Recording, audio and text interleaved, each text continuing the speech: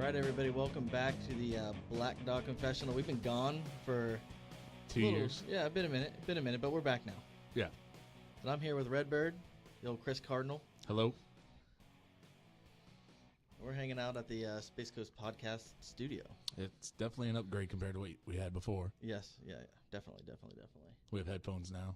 Yeah. Yeah, we definitely have headphones now. So now that we're back, like I said, we've been gone for a minute, but we've been doing a lot of stuff.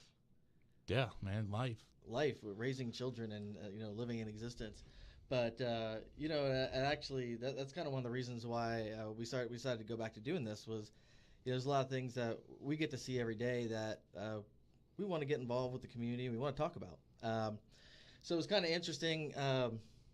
About a week ago, a couple of guys we know were involved in a local case that wound up being a national case because it involved a male out of Texas. But a bunch of investigators wound up arresting a young male who was planning on basically purchasing, murdering, and eating a human child. And that was the day before Halloween. And, it started to get me thinking, all the things that have changed over the past 30 years as parents have had to adapt to these things. Like I said, this happened the day before Halloween, and then Halloween was the next day, and then you're watching all the PSAs come out on, what do we do for, making sure our kids' candy's safe, and, making sure that, kids are in a safe area and well-lit areas, and what do we have to do, and it just, times have significantly changed from the time our parents were raising us and their parents were raising them. Chris, what was it like growing up being a Cardinal? Well, it was different in my house because my mom was a single mom, so she worked a lot. So I stayed at home a lot, starting probably about 8 or 9. She would be gone by the time I woke up. She would wake me up for school, and then my mom would be gone at work. I'd come home from school, I'd do my own dinner, and then she would get home 6, 7, 8 o'clock at night from working her second job. So there's a lot of just not like self-parenting almost, So you were, what was it, the quintessential latchkey kid back in the day, what they used to call the latchkey kid? Sure. Yeah. You never heard that term before? Never heard it, no. Oh, Jesse's nodding his head yes. So Jesse, our engineer here, he definitely has heard it before. It was different for me. I was a two-parent household. I can remember being little, and the Adam Walsh incident happened. And for the record, you're still little. Height-wise, yes, definitely. I'm wider than I was 2 years ago, but I'm still the same height. I haven't grown. I'm drinking a lot of milk, eating a lot of peas, and nothing's helped. I have strong bones and good teeth. That's about it. But, I remember when the Adam Walsh story happened. You remember, how old were you? You were probably pretty young, too, because you're younger than me. Yeah, it would have been around the same time, probably 88? Yeah, around that time. 7, 8 years old. But I remember, and for those of you who don't remember the Adam Walsh story, basically, he was in a store kind of like a quasi Kmart, Walmart like we have today, and some kids were messing around, and they security escorted the kids out, not realizing that Adam Walsh's mom was actually in the store, and he wasn't part of these kids. So Adam Walsh gets booted. He winds up getting picked up by who they believe, now technically the case was never really truly 100% solved, but they believe it was a serial killer named O'Toole. And he basically was taken, murdered, and decapitated. But I remember when that all happened, my mom would always tell me, if I try to walk away from her in a store, she was like, no, you can't leave, you can't go anywhere. Let me tell you the Adam Walsh story. I'll tell you the Adam Walsh story again. I probably heard the Adam Walsh story about 50 times from that time period. The worst thing I think I was doing was trying to hide in the clothing racks. Right. But my mom would always tell me that story. But then you don't realize what the Adam Walsh story became, because from that developed Code Adam, which you guys see when you go to the mall and you see those blue stickers on the door that say Code Adam. That is a security measure that was developed after Adam Walsh, to basically make sure that if a kid was reported missing, it wasn't, he'll turn up in a second. It was all the doors are locked down, and there's personnel put at every single door to make sure nobody leaves, or the kid doesn't get out, a person doesn't leave with the child, and things have changed. But I mean, think about Halloween. I assume you went trick-or-treating as a child. Yeah, a little bit. I mean, where we grew up, there wasn't a lot of houses, so every now and then we would load up all the neighborhood kids into a van and go to a neighborhood that actually had houses to trick-or-treat in. I now live in that neighborhood, so now I get kind of frustrated that there's van loads of kids that come into the neighborhood and trick-or-treat. I gotta be honest. Where we live, there's no trick or treating, so we always have to find a friend to go with, and we'll go out there and trick or treating. But this year we went to a subdivision that was giving out full size candy bars, and I'll probably be going back there next year because that made me happy. But think about it.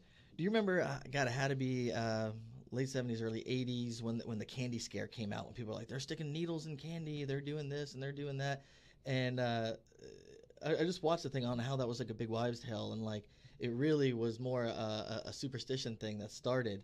And what I thought was funny is the next year, the result of that was like local police agencies were allowing people to have their children be brought in with their candies, and they would X-ray it. Like nowadays, parents would be like, "Don't X-ray my kid's stuff. You're gonna give them cancer." You know? But back then, it was totally different. That was the mindset. And I mean, when you were growing up, do you sleep with the windows open? Yeah. Yeah, we didn't have air conditioning, so if you wanted it to cool down, yeah. Oh my god! Nowadays, people be like, "What kind of parent is that? Letting their kid be with their bedroom window open? They're taken in the middle of the night." But things have changed. Think about when our parents were being raised. I mean, people slept with their windows open. They didn't even lock their doors. Right.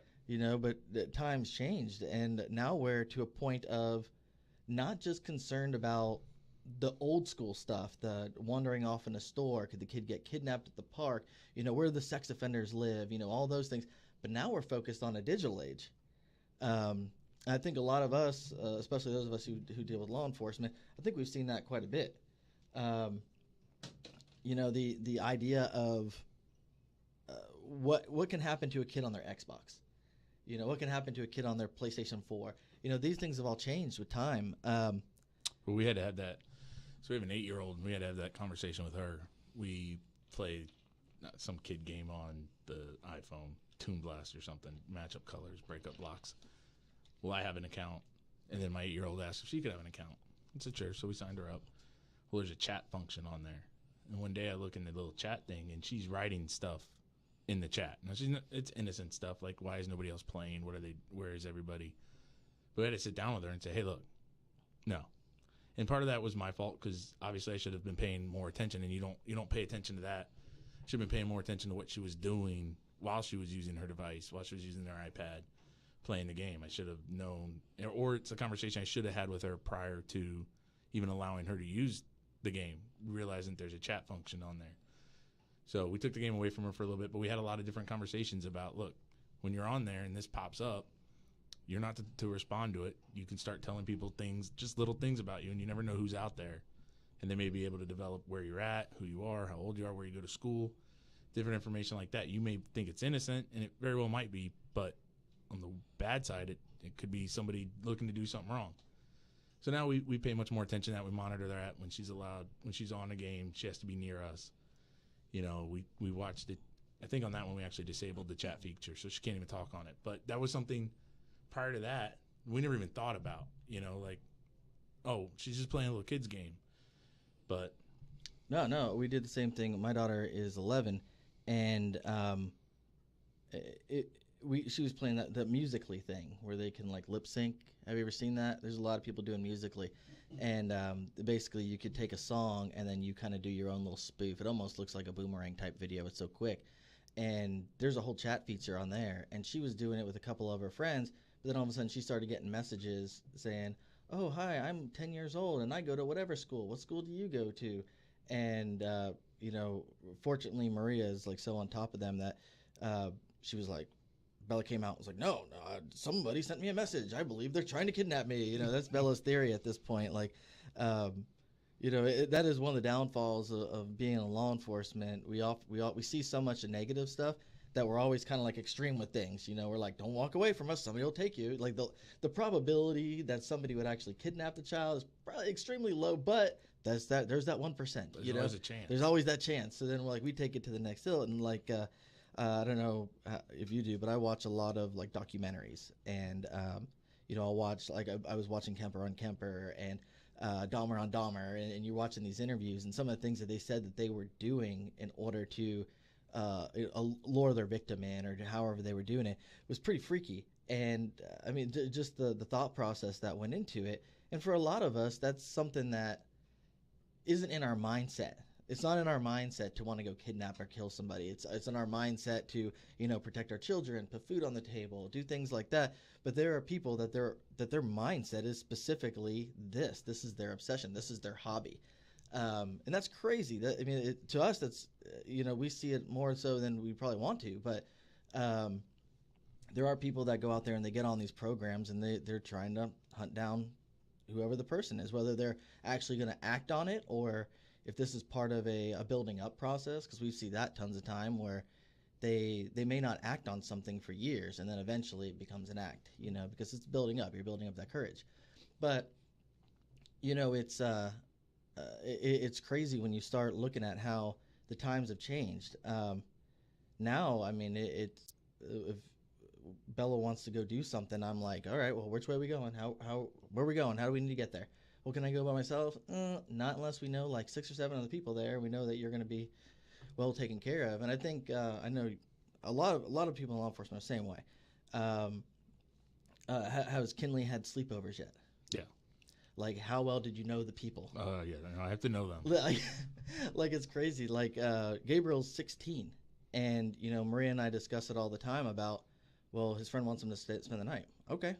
Well, this person needs to come over. We need to meet them. We need to figure out what their family is about. Blah blah blah, and try and get the whole story down, because you don't really know what type of environment people are being introduced to, and But I was raised the same way.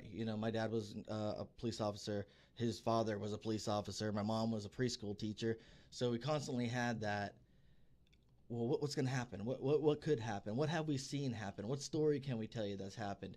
And it's nuts, when you really start to think about where we were when I was 10 compared to where we're at when I'm now 40. And even going to the store and see how the stores react differently, how schools. I mean, we could probably go on for like 5 hours discussing school security and how much school security has changed just in the past since Columbine. You can change that to just in the past year. Yeah. I mean, since last school year, how much school security has changed, and it's for the better. I mean, as long as the kids are safe at school. It's weird because you're right. Growing up, things are so different. When I was younger, like I said, my mom worked a bunch. So starting at like 9 or 10, I stayed home by myself. I stayed home from after school. If she went out on the weekends, I stayed home. Now, there's no way I'd let the kids stay home. You would leave in the morning on your bike to go to your friend's house and be gone until 6, 7, 8 o'clock at night. Never once check in. They don't care. As long as you just showed up, they knew you were out. It was kind of safe. We'd ride our bike up to the Jiffy Mart, which was a mile away. And now I'll allow the 8-year-old to go one street over to our friend's house that she knows, but that's about the furthest she's allowed to go without us, no. Any further than that, we'll ride your bike over there with you, or we'll walk you, or realistically, I'll drive you, because all that sounded like exercise, so I'll just drive you over there. Well, it's talking about the school security stuff. I mean, look at what existed in school security prior to Columbine. Well, you had your resource officers at some schools, but only at your larger ones. We had one that, I went the high school I went to and the junior high I went to, but that was about it. Yeah, I mean, I remember having a resource officer, but there was no plan if there was ever an attack. There was never like how we're going to rapidly deploy or how we're going to address the threat. It was just usually the SRO was there to read the DARE program or do something like that, read books to kids. You never really thought of it as there would be a need. There would be a need for the action of somebody. It was more of the officer-friendly mentality more than now. It's more of a tactical mindset of child protection. But we're going to go to a quick break, and when we get back, we will discuss more on that.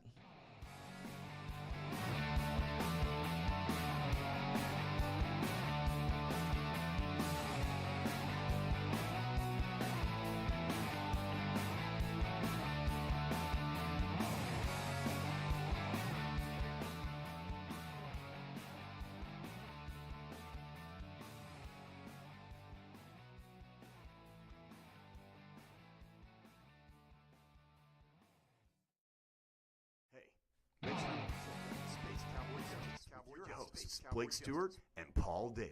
We're going to be talking about interesting legal issues in the entertainment industry and everything geek. If you're into Star Wars, Star Trek, Lord of the Rings, comic books, we're talking about it. Coming at you from the Space Coast Podcast Studios. Attention buyers, Make sure you check out Space sellers, and investors of real estate on the Space Coast. Hey there, my name is Jesse Hall, and not only am I a full-time real estate agent with RE/MAX Elite here on the Space Coast, but I also host a fun podcast called the Space Coast Real Estate Show. Now, the Space Coast Real Estate Show is where you're going to be able to hear all the important things that affect your property, whether it's agricultural, industrial, commercial, and especially residential. We're going to talk about all those items that are important to you so that you can make the best decisions regarding your property. We're also going to bring you resources or industry experts. So whether you're looking for a pool, maybe a fence, maybe a roof, we're going to have those people talking to you directly on our show so you get the best insight possible, so you're more informed and knowledgeable. Plus, we also have fun. You're going to learn about events here on the Space Coast. We're going to be showing you what's coming, maybe down the pipeline that maybe you don't know about. So tune in, find us on Facebook, and especially subscribe to us on iTunes. We'll talk to you soon.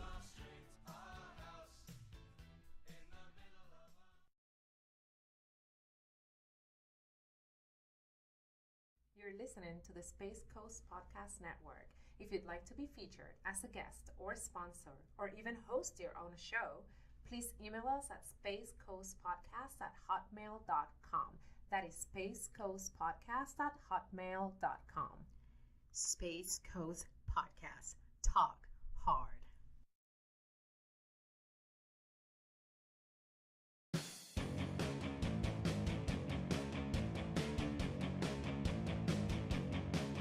All right, we are back, and we're still talking about child security, how things have changed over the years. And you know, I thought it was pretty interesting when I had a little kid, you know, when Bella was small, and they had come out with all those like GPS little features that look like ladybugs, and you could put it on your kid, and if your kid got lost, you'd be able to track them through the park or whatever. And I was like, man, when I first had a kid, I was like, who needs that? You know, I can keep track of my kid. And then they get to the park, and there's like 8 million of them, and they all look the same height, and they're just gone into the slides. And then you go into panic dad mode or panic mom mode, and you're looking around back and forth going, okay, I was instructed to bring the child back home at the end of the park time, and now I have no idea where she's at. She is somewhere in that maze of wood and plastic. And you know, you're hollering, and every kid sounds the same because they're all going, mommy, daddy, the whole time, and they all have that same kind of pitch. But you know, now it's gotten to a point where I remember I went to a local school, and we were talking to some of the teachers about drug awareness, and you know, what some of the things to look for. And we had a buddy of ours get up there, and he spoke on the digital age and what the digital age means. And one of the biggest things that shocked a lot of parents is they had bought Kindle Fires for their kids, and they were like, yeah, absolutely, I want my child to read more, and you know, it's easier for them to download it. We can get that story instantaneously, and they can go. They had no idea that thing had internet access and all the things that they could do. And a lot of parents were shocked. And I think that was probably the most shocking thing in the entire conversation, because parents are trying to do right. They're trying to do all these things, and then all of a sudden they're like, well, no, my child has no internet access unless it's on our home computer, on our laptop, which is in the kitchen, and they can sit there and they can play on it. And I'm able to monitor what they do. And then we're like, well, you know, their Kindle Fire has this. Does your kid have a PSP? Do they have a PlayStation 4? Do they have all, you know, they can access this, that? And they were like, what? Like, they were still in the mindset as we would be, you know, in that mindset of, yeah, when we grew up, we had a Nintendo. It was 8-bit. There was no accessing anything. You know, if you wanted to play 2-player, that dude had to be in the house next to you, wired in. Now they're having conversations. I mean, Fortnite alone. Yeah, we've avoided the Fortnite. We haven't. The kids do the dance stuff, but other than that, there's been no Fortnite in the Cardinal residence. You're a lucky soul. You're a lucky soul, because that's pretty much all I hear is, what are you doing? The storm's coming in. Like, that's what I hear from Gabriel in the other room. And then I didn't realize the one day he was actually playing with Bella, who was in the other room, and the yelling that he was doing was at her because why you keep getting killed, So, and then I hear her yelling, Gabriel, stop killing me. I don't even understand the game. I don't know why it's so popular or what the deal is with it. I know that there's now professional Fortnite tutors. Yeah. It's a job because kids were getting bullied at school because they weren't any good at Fortnite. So parents were paying tutors to come to the house to teach their kids how to play Fortnite better. And at first I laughed like you are, but now I'm thinking, but then you start to think, if you're good at baseball, if you're good at football, you go to a football camp, baseball camp, whatever, you get extra training, extra coaching. And in what? In hopes of that you're going to be better, maybe get a college scholarship, maybe go pro if you're the 0.1%. But the way the world is moving now, video games, there's people making a lot of money playing video games. Oh yeah, that dude Ninja kills it. Makes so much money. I have no clue who you're talking about. He is like the guy in that whole Fortnite world, that all the kids are following his YouTube videos. Yeah, I mean, they monetize it. I mean, they're watching somebody else play a video game. Yeah. Which, again, at first I was like, well, that's stupid. Who wants to watch somebody play video games? But then I realized while they're doing that, I'm watching somebody play baseball. So that's just their sport. What's the difference? So, you can monetize playing video games now. If that was the case back in the day, I'd be a pro duck hunt player right now. Yeah, that's what you'd be doing. Yeah, well, in my defense, I usually just take the gun and stick it up to the TV and shoot the duck that way. But Did you play sports growing up? Yeah, I played baseball and football. Were you good? No. No. At least you're honest. Were you playing like right bench or what were you playing? Yeah, the problem with football, when I played in youth football growing up, they were done by weight classes, not necessarily age groups. So depending on what you weighed is, what range you were in was the team you played on. So the first year I was on a team that I probably should have been on. The next year, I didn't make that weight limit. So I should have moved up to the next group, but I really wasn't good enough to move up to the next group. So I stayed and I was able to play on that team in practice. I just couldn't play the games. And then for the next season after that, I came back and they built a Taco Bell within walking distance to our house. That's it. And that's when they used to have 59, 69, or 59, 79, 99 tacos, right? And so I skipped. I went from you went serious weight classes up really fast. I skipped from. I went from whatever we were, rookies, bantamweights. I skipped juniors and went straight to seniors. So I was 13 playing with 14, 15, 16-year-old kids, and I wasn't very good to begin with. So I just got blasted, and after a couple weeks, my dad came up to me and said, you sure you want to keep doing this? I went, no, this hurts. And so after that, I just played baseball because there was just age group for that. So I could handle that, and I can handle little runs to first, sometimes second. You were not a triple or home run hitter. No. If I put one over the fence, you can waddle those bases. I don't know that I've ever once hit an in the park home run ever. If I did, it was on complete accident, and there were a lot of errors on that. So I get the video game stuff, I guess now. I'm understanding it more. Like I said, there's two, but it would still be very weird for me to pay somebody to teach my kid how to play a video game better. Oh yeah, no. That was like the thing. It's like when I would play against my dad, I would always beat my dad. It was like the one thing I could beat him at. So, my dad never really wanted to sit down and learn how to play, Blades of Steel. Right. Blades of Steel was great because you could fight in that one. Yes, you could. It's the only good hockey game ever. But, it's funny. I grew up playing baseball, playing soccer. I wrestled in high school for a year, played high school soccer. And, I enjoyed it, but it totally changed when I became a coach. And, on that whole idea of like children's security, I remember when I had my long hair and my beard. Homeless Jesus. I preferred Fat Jesus, but okay, you can go Homeless Jesus. The homeless Fat Jesus. Yeah, there you go. We'll just make it the totality. I think Jesus was already homeless to begin with. Yeah, I think he just wandered. Yeah, sure. Well, I was out there. The guy who was coaching Gabriel had hurt his back, and he'd been in a car accident that day. So he said, "Hey, you're the only dad standing around out there. Would you mind coming in and hitting some balls?" I'm like, "Yeah, sure, no problem. I'll hit some balls for the kids, So I step off the field, and this woman's there, and she looks at me, and she's like, "Sir, I need you to fill out this form. If you're going to be a coach, we have to do a background check on you." I said, "Oh, no, I don't want to be a coach. I just helping this guy out." So, of course, 2 days later, we have practice. The guy's still in a back brace. "Oh, it's good to see you again there, Steve. Come on out here, hit some balls." I'm like, "Oh, okay. Let me hit some balls." So I came off the field, and now this woman was heated. She was like, "If you're going to be a coach, you need to fill out the form." And I was like, "Ma'am, I don't want to be a coach." And finally, as I'm walking away, she looks at me and she goes, "Sir, you need to fill out this form so I can make sure you're not a sex offender." and and at first I was like, "Oh my God!" Like, but obviously it's a good thing that they're trying to enforce and make sure there's the proper people on the field. But I just thought it was so funny. I was like, "That's how I'm looked at right now." That she thought I was a sex offender on the field, which is why I didn't want to fill out the form. When realistically, I didn't know if I had the time to dedicate to 2 practices, 2 games a week. I would help, but that was about it. But even then, like just seeing the attitude of the parents. One of the parents that my son had played with his son for like 3 seasons, and the guy never talked to me, mean mugged me every time. And I don't know what he thought I was or whatever, but he would not look at me. And then finally one day he walks up, he goes, "Sir, are you in law enforcement?" And I was like, "Yes." He's like, "My son's in law enforcement." And he had been Maria's partner his son had been Maria's partner for a little bit, and I had grown up with them. But just the mentality that what is this guy doing out here? What is his reason? What is he? How is he always here? Type of thing. And I was like, man, just the mindset of where we've come. I mean, back I think 30, 40 years ago, it was more of the, "Hey, how's it going?" Everybody knew each other. There was no there's no background checks. There was no placards that you wore around your neck to say what team you were officiating with or official with and everything. No, when I played, I mean, the dads just backed their trucks up to the field. They dropped the tailgate. They pulled out their 6-pack. They cracked it open, and they just drank their beer. And every now and then, 1 or 2 would jump out on the field and say, "Hit him harder. Yeah. Run that way."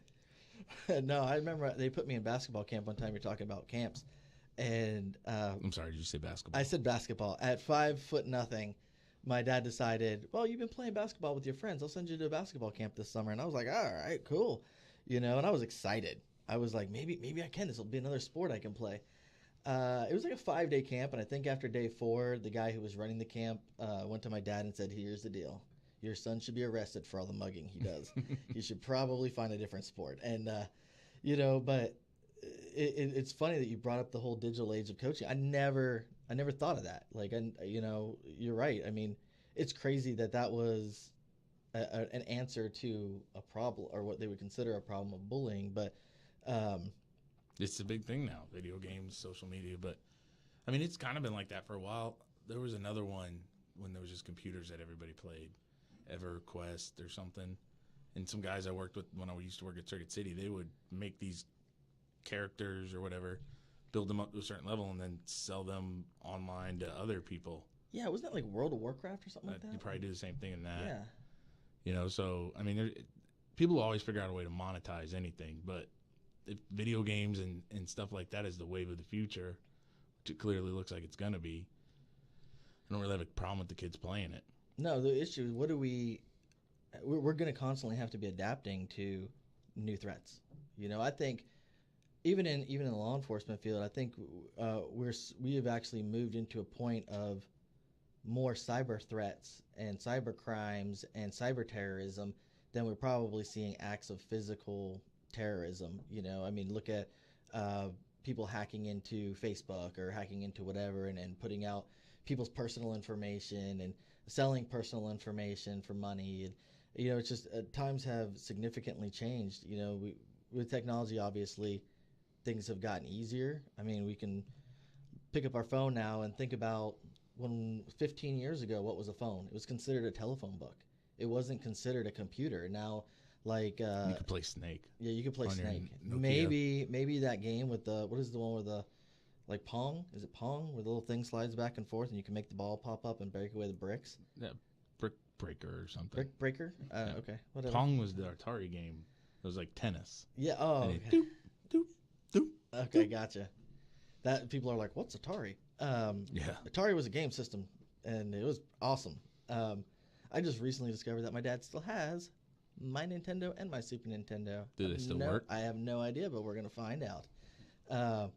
But I actually had an Atari up until maybe 10, 15 years ago, and my grandpa called me and goes, "Oh, I had all those Atari games. I got rid of them, though. I figured you grew out of them. I was like, no, it's okay, Grandpa, you know. Sure, But, somebody would buy them. oh, my God. Are you kidding me? Those things are like relics now. People collect them. But, you know, with how times have changed, I think we're seeing that across the board in the schools. Schools are going to remember, I mean, originally the first things that popped out were metal detectors. And then you'd have to go in and you have to sign in. Mm-hmm. And then they came up with that computer system where you just had to walk up and type in whatever name you wanted, and they'd give you that yellow sticker, and you'd slap it on your chest, and you'd be able to go be a visitor. And they were like, yeah, this is how we identify people. And I remember putting in Captain Crunch one time, and nobody even caught on as you're walking around the school.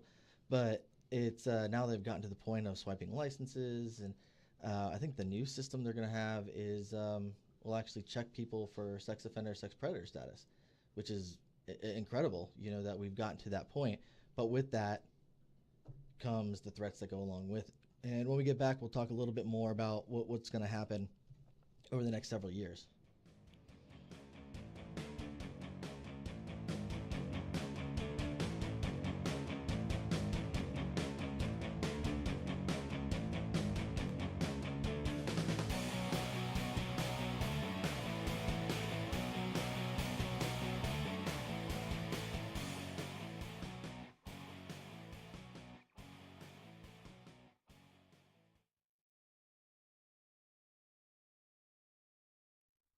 A lot of people want to know what the paper clinic is. And honestly, the paper clinic is a lot of things. It's a collaborative space where you can come and bounce ideas off other professionals. You can get advice from professionals in the field. You can get legal advice, insurance advice, and you can be the expert. You can advise people as to things that you know about. But the paper clinic's a lot more than that. When the paper clinic works together, it becomes a one-stop shop for anybody who wants to start a business. You can walk right in one door of the paper clinic and you can get your business formed, you can get your business insured, you can get a tax plan, you can get marketing, and you can walk right out the other side of the paper clinic with a turnkey business. The Paper Clinic. Big firm resources for the small business. Check us out on the web, thepaperclinic.com, or on Facebook at The Paper Clinic.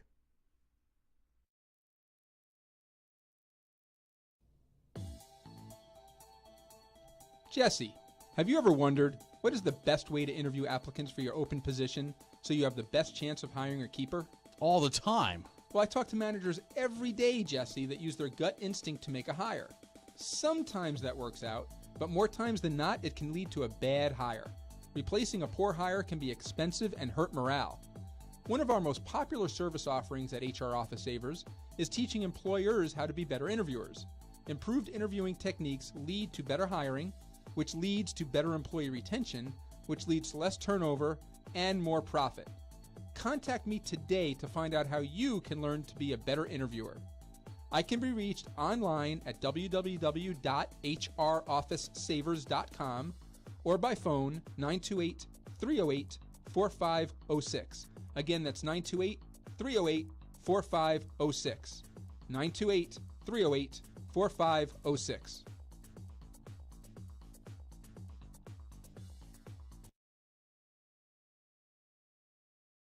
You're listening to the Space Coast Podcast Network. If you'd like to be featured as a guest or sponsor or even host your own show, please email us at spacecoastpodcast@hotmail.com. That is spacecoastpodcast@hotmail.com. Space Coast Podcast. Talk hard.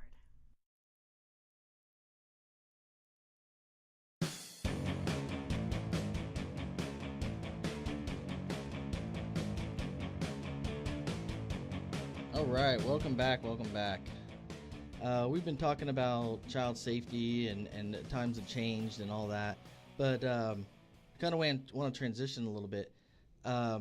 Speaking on child safety and kind of like where the country has been moving in the last, say, year, what do you think, and Jesse, you can weigh in if you want to, what do you think that the people are looking for in political candidates? Obviously, we're a couple of days away. Florida's definitely got some big votes going on.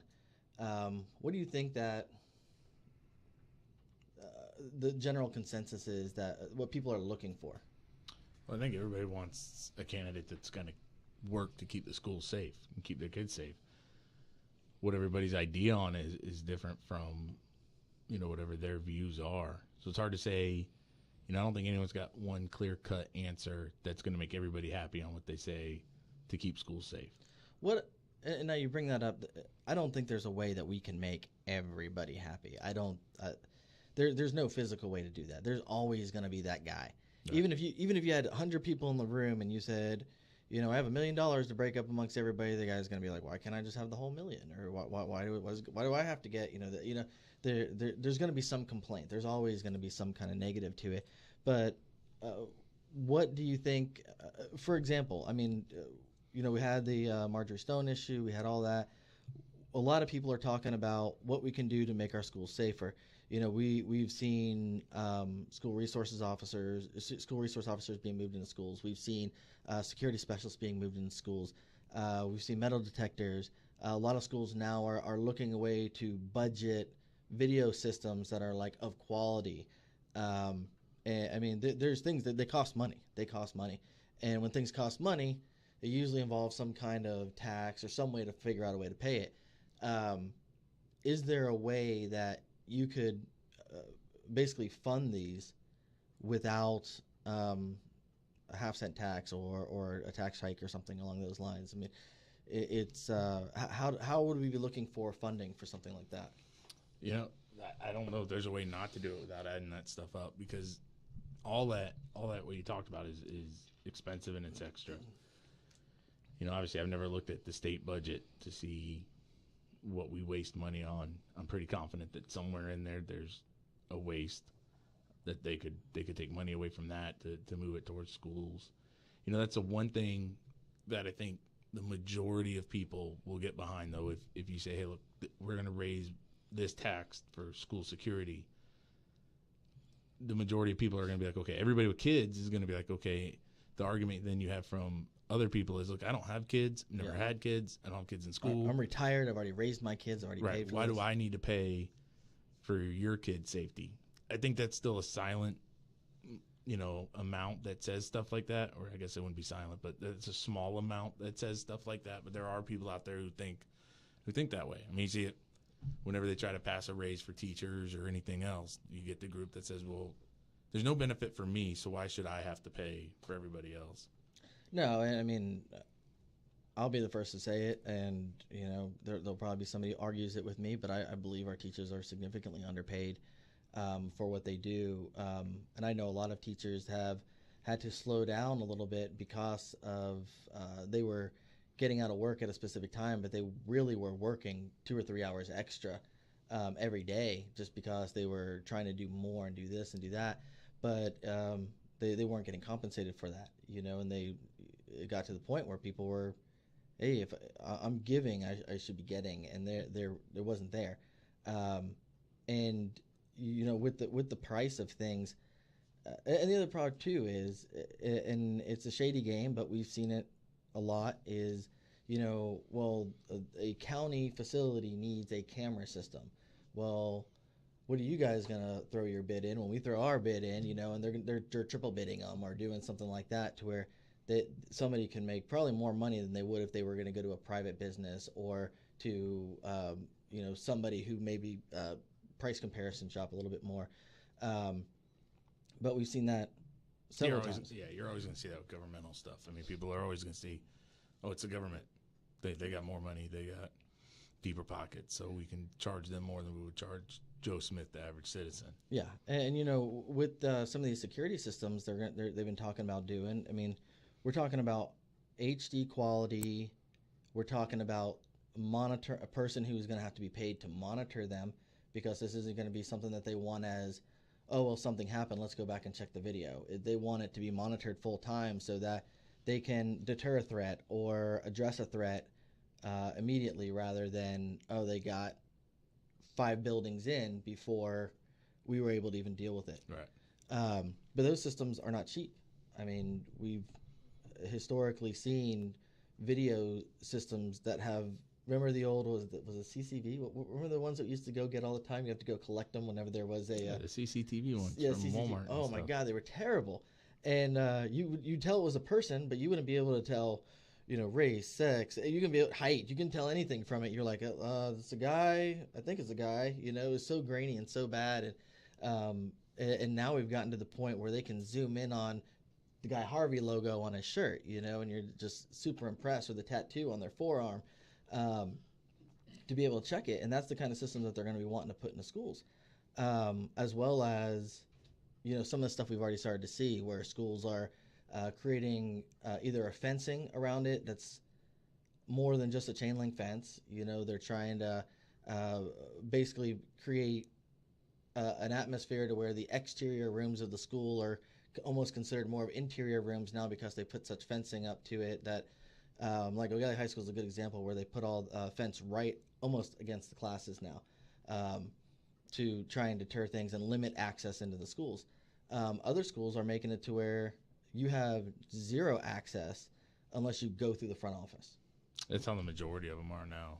I mean, I know when I go to my daughter's elementary school, you have to go there, get your pass, and then they'll buzz in the little gate, and that's when you can go in that way. But other than that, there's no other way. I mean, obviously, you can go over stuff, but that's the one way into the school.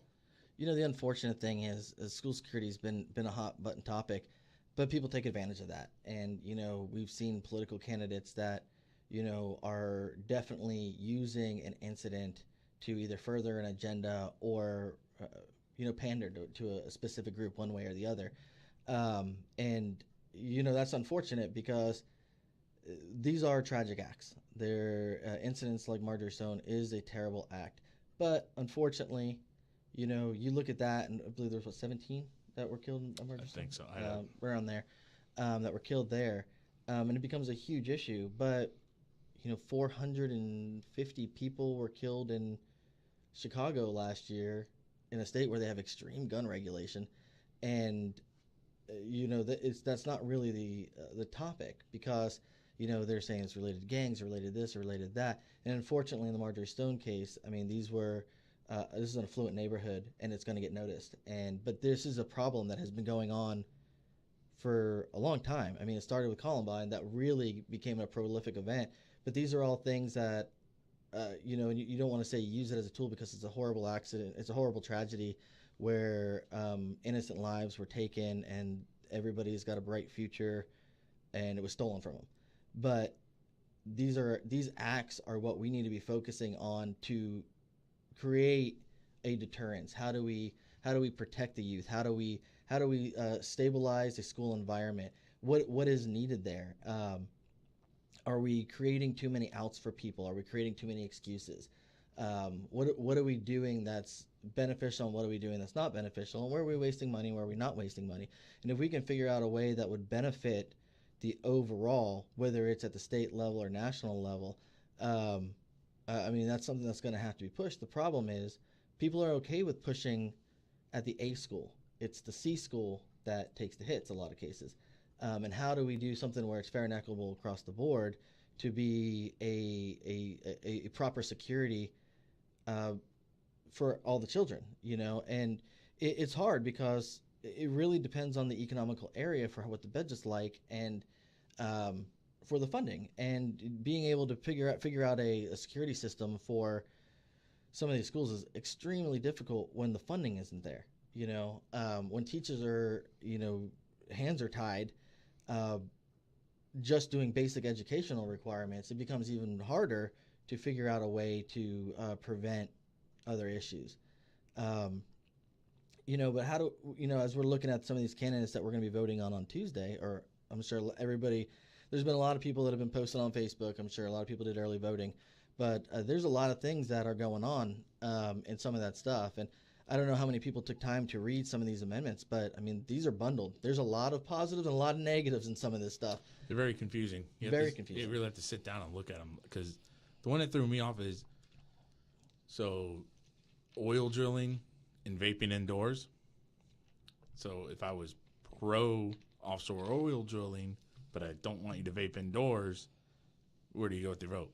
And how do those two combine into the same thing? Well, and it's funny. I remember I heard an ad on Amendment 3, and it was the people that were pro-amendment, voting yes on Amendment 3. And the ad immediately said, this amendment is very confusing, so trust us and vote yes. And as soon as they said that, I was like, no, I'm voting no. Immediately, whenever somebody has to say, this is confusing, so just trust us and vote yes, there's usually a pretty significant lobby behind it. And Well, yeah, someone once told me when you're looking at amendments like that, you just have to look at them and figure out, okay, who benefits from it and who doesn't benefit. And then you can kind of draw your line on, okay, well, what do I need to do here? For those that don't know, Amendment 3 in Florida is the voter gambling one. So can the voters now, if it's passed, the voters will be allowed to pick or choose when gambling establishments can be built anywhere in the state of Florida. For the most part now, they have to be on reservations. You get your Greyhound tracks, which Amendment 13 would abolish the Greyhound racing. I think it was 13 or 14.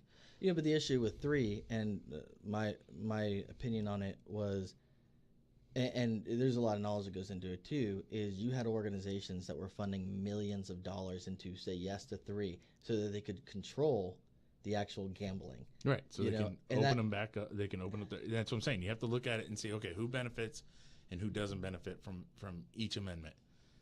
It's much more difficult, like I said, when they start to bundle them up. And which is why, with the whole Amendment 3 thing, I was like, no way. There's no way that, because you were looking at the lobbyist and who was pushing the money into it. And for me, I was like, I see what they're trying to do. I know what they're trying to do.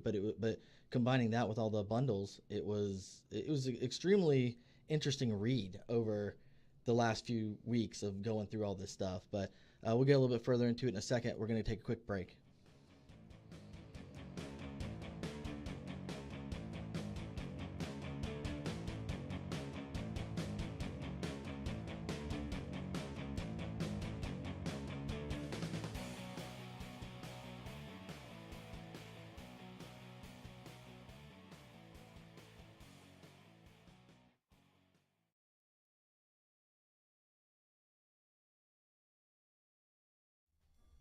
Well, there's the X. I guess I'll sign right here. Stop! Did you even read it? No, I usually don't. How many pages is that? Like 20? You could be giving away your firstborn son in that contract. It's a pretty good point. I don't want to do that. Or that's a lease, right? You could be giving your landlord rights to have their Fat Uncle Joe come and use your coffee maker whenever they want. Uncle Joe's fine, but not Fat Uncle Joe. Yeah, not that one. Well, this is a lot of legal information. I don't really know it. Who could I go for this? Well, that's exactly why we have Blake Stewart at Stewart Law. He specializes in business, contracts, and construction law, and he has negotiated low prices for contract reviews, just for cases like this. Check him out on Facebook, Stewart Law CS. Or on the web at stewartlawcs.com. Or give me a call at 321-541-6845.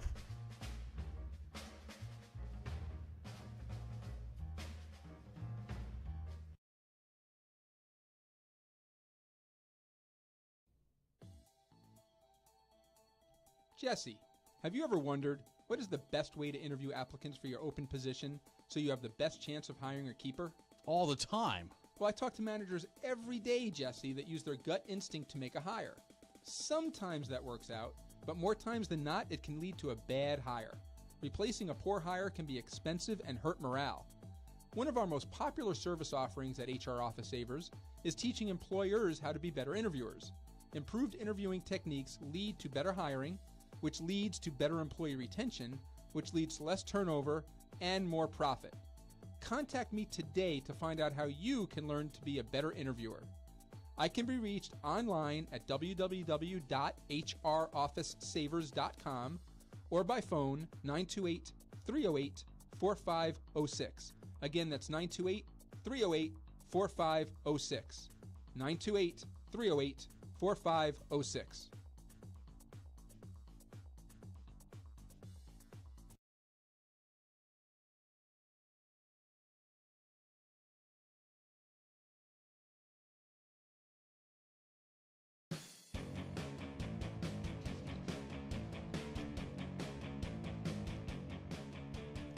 All right, and we are back. So, like we just had ended our little discussion on the ideas behind some of the voting that's going on. But the big part for us is educate yourself before you go in there and you vote. Make sure you read these. Some of the titles are misleading. Some of them are very bundled. But there's a lot of things that are going to be coming on over the next couple of years, and some of it obviously depends on how you feel about political candidates one way or the other. Is maybe how your agenda is going to go, but the key point is don't vote party to vote party. Vote because you're being an educated voter, and get out and actually vote. I mean, I remember several years ago when they had Rock the Vote, and people were trying to get everybody out, and then for years it was kind of, oh yeah, you looked at the actual voting rate for the count for our county, and I was like, man, You still can look at it, and it's low, especially with all the stuff they've opened up now. I mean, you can do absentee voting, so you're just mailing your ballot in. Early voting, we went and voted Saturday.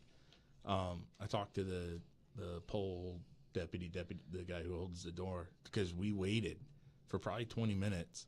And I said, man, it seems like a lot of people for early voting. He goes, yeah, it's been really busy.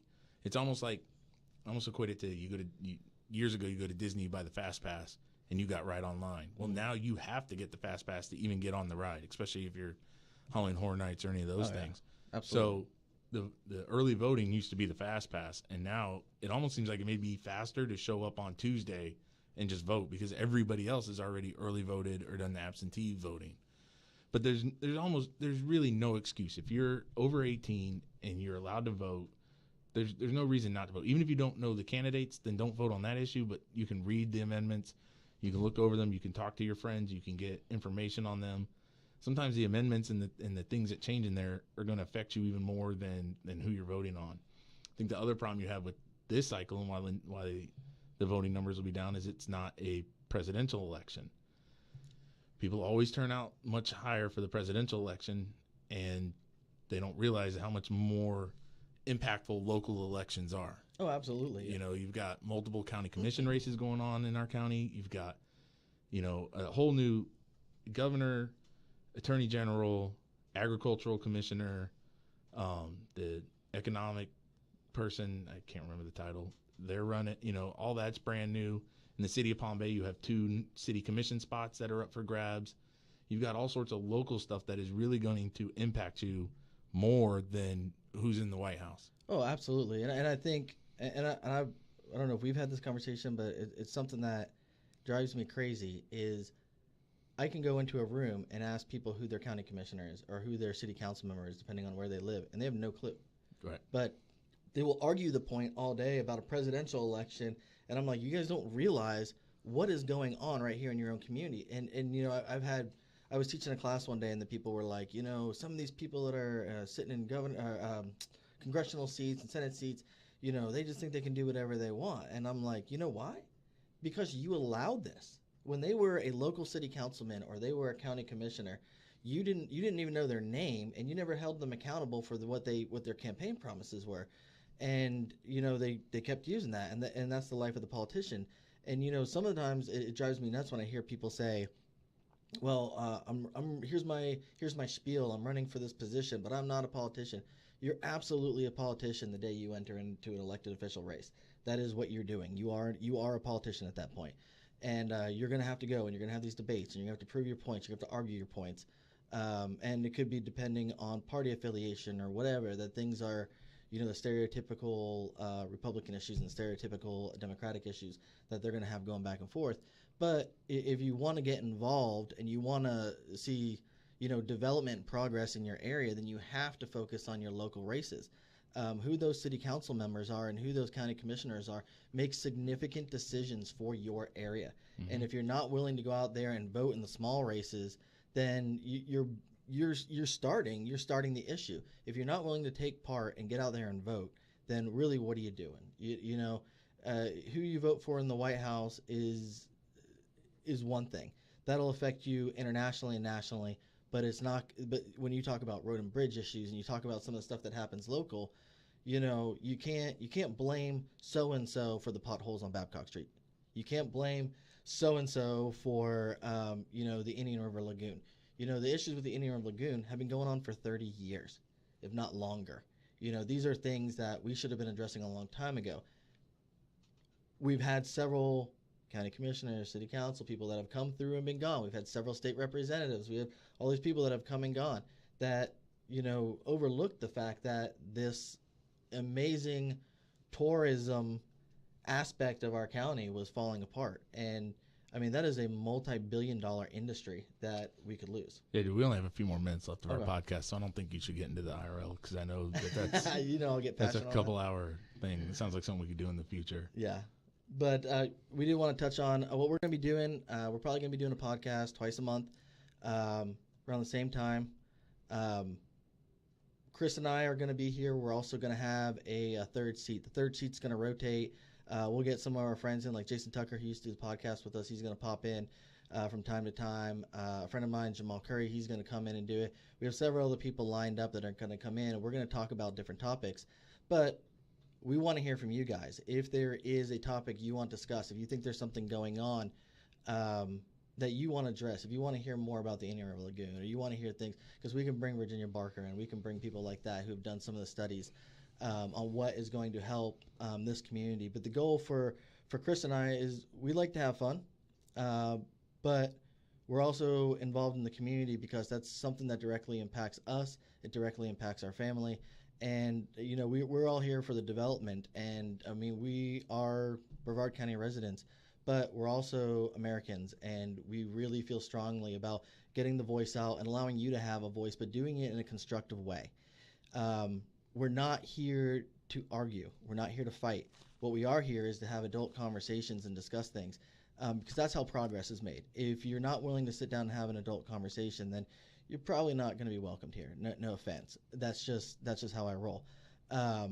There are two sides to every story, and sometimes there's 6 sides to every story. Trust me, we've heard them all. But in order to actually have progress and development, we need to sit down and have these conversations. Chris? I agree.